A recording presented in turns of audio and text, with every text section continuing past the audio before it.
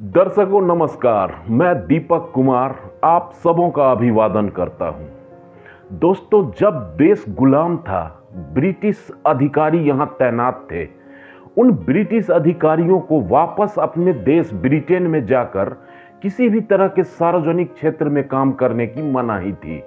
कहने का मतलब, जो अधिकारी हिंदुस्तान में ब्रिटिश राज में तैनात किए गए थे, उनको वापस अपने देश जाकर किसी भी तरह की नौकरी का मौका या सार्वजनिक क्षेत्र में काम करने का मौका नहीं दिया जाता था। इसी छोटी सी वीडियो में इस बात का विश्लेषण करेंगे कि इस तरह की क्यों कानून व्यवस्था बनाई गई थी ब्रिटिश राज में, और आखिर ऐसा क्या कारण था कि ब्रिटिश अधिकारियों के वापस अपने मुल्क में जाकर काम करने पर पूर्णतः मनाही थी।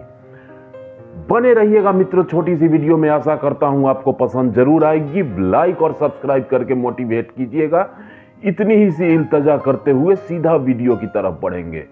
तो मित्रों, इसके पीछे तर्क यह दिया गया था ब्रिटिश राज द्वारा कि गुलामों के ऊपर चूंकि ये अधिकारी तैनात किए गए थे, हिंदुस्तान गुलाम था ब्रिटिश का, और गुलामों के साथ जिस तरह का अमानवीय व्यवहार किया जाता था, इसके चलते इन अंग्रेज अधिकारियों की मानसिकता तानाशाह वाली हो जाती थी। इसलिए एक आजाद राष्ट्र में जब ये वापस आएंगे अपने मुल्क ब्रिटेन में, इंग्लैंड में, तो इनका व्यवहार आम लोगों के साथ ठीक उसी प्रकार का होगा जिस तरह का व्यवहार ये हिंदुस्तानियों के साथ किया करते थे। इसलिए ऐसा हर एक अधिकारी जो हिंदुस्तान में तैनात था, वो अपने राज्य इंग्लैंड में नौकरी नहीं कर सकता। इंग्लैंड की एक महिला जिनका पति भारत और पाकिस्तान में गुलामी के वर्षों में मित्रों डिप्टी कमिश्नर के पद पर तैनात था, कई जगहों रहा, उनकी पत्नी ने जब वापस वो इंग्लैंड गए तो एक किताब लिखी, और उसी किताब के कुछ प्रसंग आपको सुनाऊंगा मित्रों इस छोटी सी वीडियो में, और इसके बाद विश्लेषण करूंगा कि क्या अंग्रेजों के जाने के बाद भी आज भी अंग्रेजों वाली मानसिकता दिखती है। क्या आज के अधिकारी और राजनेतागण में अंग्रेजों वाली जो ठसक थी, जो हनक थी, जो अहंकार था, वो बरकरार है, या अंग्रेजों के जाने के साथ वो भी चला गया। मित्रों, उन अधिकारी महोदय की पत्नी ने अपनी किताब में लिखा है कि मेरे पति हिंदुस्तान की कई जगहों पर डिप्टी कमिश्नर के पद पर थे, और उस वक्त संयुक्त था, पाकिस्तान हिंदुस्तान सब एक था। कई जिलों में उनको डिप्टी कमिश्नर के पद पर काम करने का मौका मिला, और उनकी पत्नी होने के नाते मुझे भी उनके साथ रहने का सौभाग्य हिंदुस्तान के अलग अलग तहसील में, जिला में, जनपद में मैं भी साथ रहा करती थी। उनकी पत्नी के मुताबिक मित्रों, कई एकड़ में फैले हमारे बंगले में जहां जहां हम जाते थे, इसी तरीके का विशाल बंगला दिया जाता था, जिसमें सैकड़ों भारतीयों को जानवरों की तरह काम कराया जाता था। हमारी सेवा के लिए 100 से अधिक भारतीयों को लगाया गया था, और हमें किसी भी सार्वजनिक उत्सव में जमींदारों द्वारा ही सिर्फ आमंत्रित किया जा सकता था। कोई आम भारतीय हमें निमंत्रण नहीं भेजता था, चूंकि ये उनके अधिकार क्षेत्र में ही नहीं था। इलाके के बड़े बड़े नवाब और जमींदार लोगों के आमंत्रण आने पर हम उनमें से चयन करते थे कि ये जमींदार या ये नवाब हमारे जाने लायक है या नहीं। हम जिस नवाब या जमींदार के यहाँ चले जाते थे, ये उनके लिए गर्व की बात होती थी। इस तरह की शाही जिंदगी जीते थे हम लोग हिंदुस्तान में।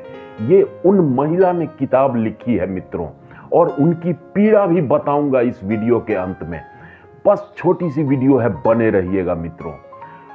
उस महिला के मुताबिक मित्रों, करीब 10-15 लोग हमेशा सिक्योरिटी गार्ड की तरह बंगले के चारों तरफ घूमते रहते थे। करीब 15-20 लोग झाड़ू पोछा बर्तन बासन करने के लिए हमारे बंगले में रहते थे। करीब 10-20 लोग गाय को चारा खिलाने के लिए रहते थे, करीब 10-20 लोग हमारे पैर हाथ दबाने के लिए होते थे, करीब 10-20 लोग हमारे जूता उठाने, हमारे बैग उठाने, हमारे घर में सामान इधर से उधर करने के लिए होते थे। मित्रों, उनका लिखना था कि इस तरह की जिंदगी ब्रिटिश शाही परिवार भी जीता होगा या नहीं मुझे नहीं पता, लेकिन हम तो बिल्कुल शाही अंदाज में गुलाम हिंदुस्तान में जिंदगी गुजार रहे थे। उनकी बेटी 1 वर्ष की थी उस महिला की, उसके पति डिप्टी कमिश्नर थे, अंग्रेज थे, और हिंदुस्तान में उनकी बड़ी हनक थी, तूती बोलती थी। उनका बेटा 5 वर्ष का हो चुका था, बड़ा था। मित्रों, ट्रेन में चलने के लिए उस वक्त का जो सिस्टम था, एक पूरा कंपार्टमेंट इन महिला के पति के लिए बुक किया जाता था। अगर इनको दिल्ली से जालंधर, दिल्ली से चंडीगढ़, दिल्ली से लाहौर कहीं जाना होता था तो पूरे ट्रेन की एक पूरी फर्स्ट क्लास का कंपार्टमेंट ही डिप्टी कमिश्नर के लिए बुक होता था, जिसमें इनका परिवार, इनकी बीवी, दोनों बच्चे बैठते थे और राजाओं की तरह यात्रा किया करते थे। गुलाम भारत की कहानी बता रहा हूं मित्रों। इन महिला ने लिखा आगे कि जब वो ट्रेन प्लेटफॉर्म पर लग जाती थी, हम लोग कंपार्टमेंट में बैठ जाते थे। हमारे सेवक वगैरह के लिए बाहर एक खुली बोगी बनाई गई थी जिसमें वो बाहर बैठते थे, भारतीय लोग जिनको गुलाम की तरह रखा जाता था, जो हमारे रास्ते में हमारे लिए काम किया करते थे, जो ज़रूरत होती थी हमारी।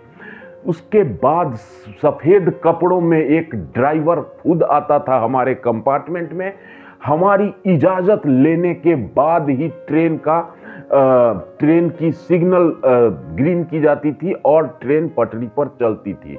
उस दिन भी हम लोग कंपार्टमेंट में बैठे थे और ट्रेन का ड्राइवर हमारे सामने हाथ जोड़े हुए आता है और कहता है, सरकार क्या ट्रेन को चलाने की इजाज़त है? मेरा 5 साल का बेटा गुस्से में था, हमारे किसी बात से, पापा से गुस्सा था या मेरे से गुस्सा था। उसने ड्राइवर को कहा, नहीं, ट्रेन अभी चलाने की इजाज़त नहीं है, और इतना कहना था कि ट्रेन वहीं रुक गई। अब पूरा स्टेशन का जितना स्टाफ है, स्टेशन मास्टर, गार्ड, ड्राइवर, सब मेरे बच्चे को पैर पकड़ रहे हैं, हाथ जोड़ रहे हैं, छोटे सरकार इजाज़त दे दीजिए, इतना गुस्सा मत होइए, ट्रेन नहीं चल रही। बाहर जनता चिल्ला रही थी, ट्रेन बढ़ाओ, ट्रेन बढ़ाओ। अपनी अपनी बोगियों में हल्ला हंगामा शुरू था। लेकिन चूंकि मेरे 5 साल के बेटे का आदेश ड्राइवर को नहीं मिला था, इसलिए वो ट्रेन बढ़ नहीं पा रही थी। बहुत मिन्नतें करने के बाद मैंने अपने बेटे को चॉकलेट का लालच दिया। उसके पापा ने कहा, तुमको ड्रेस खरीदूंगा। तब जाके मेरे बेटे ने ट्रेन के ड्राइवर को ट्रेन चलाने की इजाज़त दी। यहाँ ये प्रसंग खत्म होता है मित्रों। अब आ जाते हैं वापस। उसी महिला ने अपनी किताब में आगे लिखा, इसी तरीके से हम वापस हिंदुस्तान से अपने देश इंग्लैंड जाते हैं। जब देश आज़ाद हो जाता है 47 के बाद, और इंग्लैंड के एक स्टेशन पर हम लोग बैठते हैं। टिकट लेने के लिए हमें इंग्लैंड में लाइन में कतार में खड़ा होना पड़ता है और आधे घंटे के बाद हमें टिकट मिलती है। हम किसी भी तरह से जा करके उस फर्स्ट क्लास कंपार्टमेंट में, जहां और लोग भी बैठे रहते हैं, उसी में बैठते हैं। मेरा बेटा करीबन 8 साल का हो चुका था, जिसने अपने ऑर्डर से पूरे ट्रेन को हिंदुस्तान में रोका था। तो उसने कहा कि मम्मी, ये पूरा कंपार्टमेंट में और लोग क्यों हैं? ये कंपार्टमेंट तो हमारा होना चाहिए। चूंकि उसको गुलाम भारत में जीने की आदत थी राजाओं की तरह, लेकिन उसे ये आभास नहीं था कि वह इंग्लैंड में है, एक आज़ाद मुल्क में है। यहाँ हर नागरिक को उतना ही अधिकार प्राप्त है जितना एक डिप्टी कमिश्नर को। खैर, आगे बढ़ते हैं। उसके बाद मित्रों,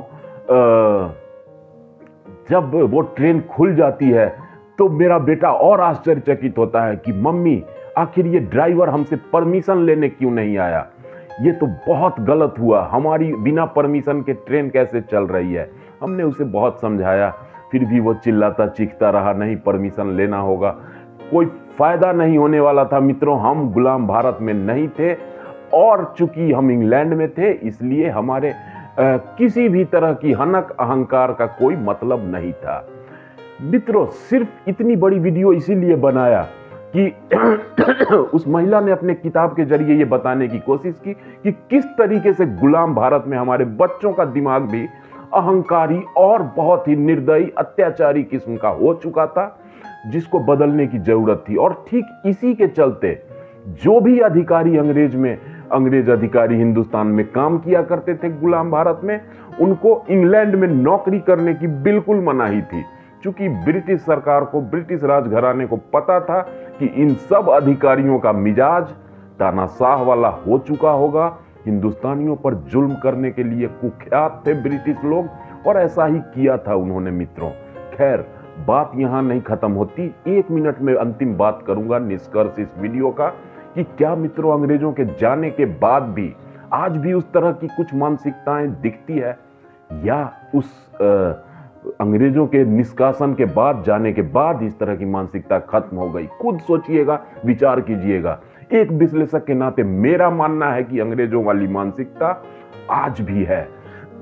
मैंने कई अधिकारियों और राजनेताओं को देखा है जो आज भी अपने लिए ट्रेन को रोकते हैं, फ्लाइट का टाइम एक्सटेंड करवा देते हैं, चूंकि नेताजी नहीं आए हैं। किसी बड़े अधिकारी का काफिला गुजरता है तो जनता को रोका जाता है, कभी नेता के लिए रोका जाता है। ये सब अंग्रेजों वाली मानसिकताएं हैं जिसे जड़ से खत्म कर देने की जरूरत है। आप खुद भी सोचिएगा मित्रों कि निश्चित रूप से आपको दिखेगा कि हमारे देश में आज भी लोग कहते तो हैं कि लोकतंत्र है, लेकिन ये नेता और अधिकारीगण जो हैं ये आज भी उसी मानसिकता में जी रहे हैं। कहीं ना कहीं इनके कोने में ये बैठा है कि मूर्ख बनाकर वोट लो, उसके बाद तो राजा हम ही हैं, अंग्रेज हम ही हैं। गुलाम भारत वहीं था, वहीं है, वहीं रहेगा। अपना ख्याल जरूर रखिएगा, दुआओं में मुझे भी याद रखिएगा। Take care and good bye.